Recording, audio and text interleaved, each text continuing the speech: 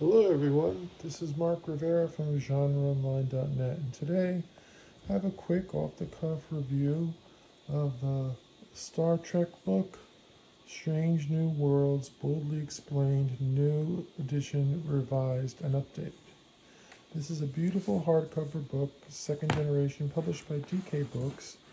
It has an incredible sales price on Amazon, I mean really good. I think it might have been like less than $15.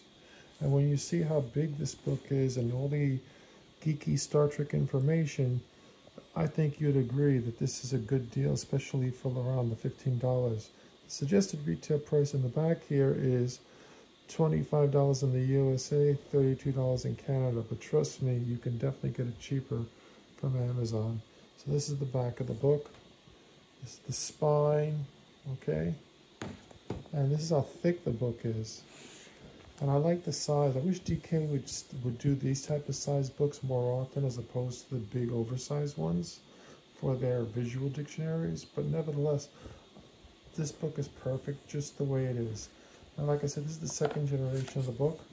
And in some ways, it's kind of like a Star Trek encyclopedia. I mean, it has lots of great information in here for those of you who are into Star Trek, discussing various things.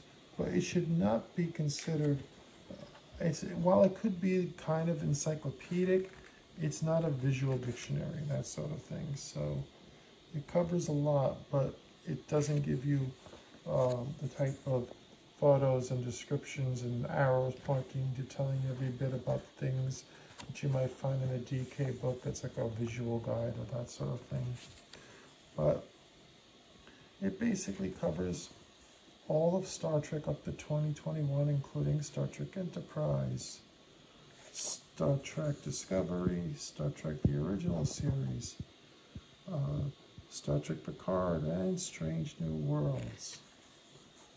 You know, as you can see inside, it goes very much to detail, including you get your map of the galaxy, you get a look at ancient history. I think there's a timeline too, over here, going all the way up to the late 24th century. And it also covers parallel timelines, like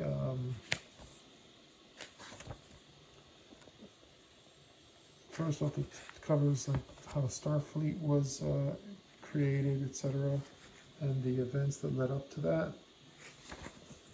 and the early days of Starfleet, as well as what would eventually be the founding of the Federation. Okay, a lot of this was covered once again in Star Trek Enterprise.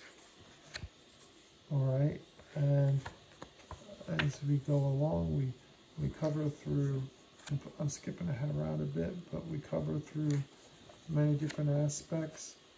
And then it also covers the temporal incursion of 2233, which saw the 24th century Romulan mining ship, the Narada, go back in time, and its results causing an alternate timeline in the Star Trek universe. And it also is where Spock Prime, the original Spock, ends up for the rest of his life, helping to find and define a new Vulcan following the tragedy that occurs.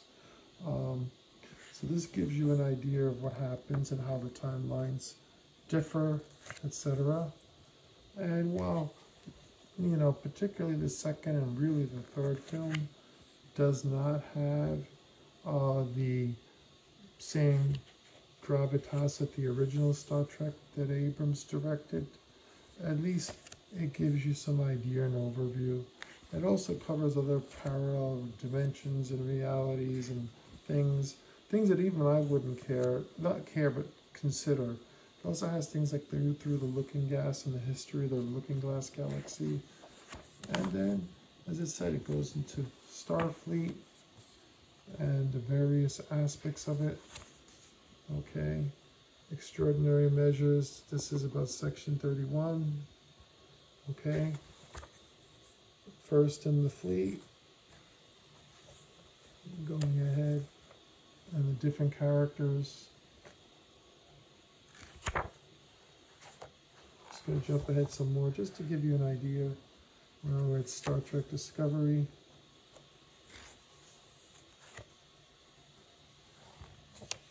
And we even go ahead to Star Trek, the original series. Okay, so it intermixes things, but nevertheless it does cover a whole of a lot.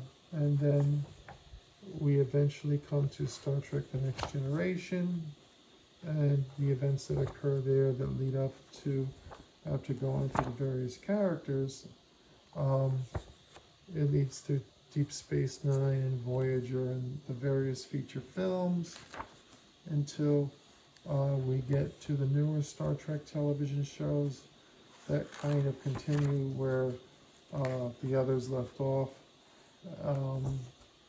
including Discovery and early seasons of Picard. This book would be perfect if it had the entire Picard television series in there, since the last part of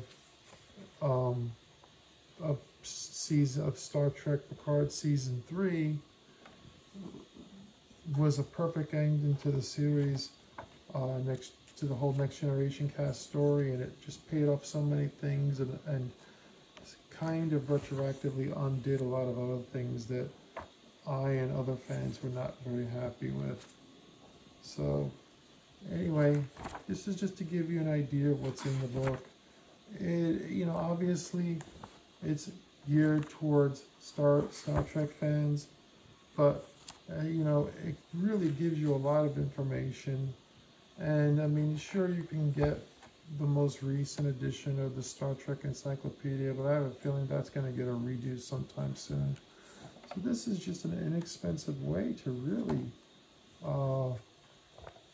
have a knowledge of this current Star Trek and the new Star Trek, and to read how they've weaved it together and so forth. As David Cronenberg is I'm not sure if it's 32nd or 33rd century or whatever it might be, basically 1,000 years after the events of after the events of the first 2 seasons of Star Trek Discovery. You'll find his character in seasons 3 and 4 anyway. 5th season hasn't aired yet. It also has a glossary, okay, what everything means, like what is a changeling, etc. And besides that, it has a whole thing on the TV series, very detailed on the various TV series, not just Star Trek The Next Generation, as well as a nice detailed index. Anyway, if you're a Star Trek fan, this is a no-brainer. I highly suggest you pick one up. For less than $15, you really can't go wrong. So this is just me giving you guys a quick off-the-cuff review and look at the DK Books Star Trek book, Strange New Worlds and Beyond, new edition, revised and updated. Please like, comment, share, and subscribe. I'll see you all in the next video. Thank you again. Bye-bye now.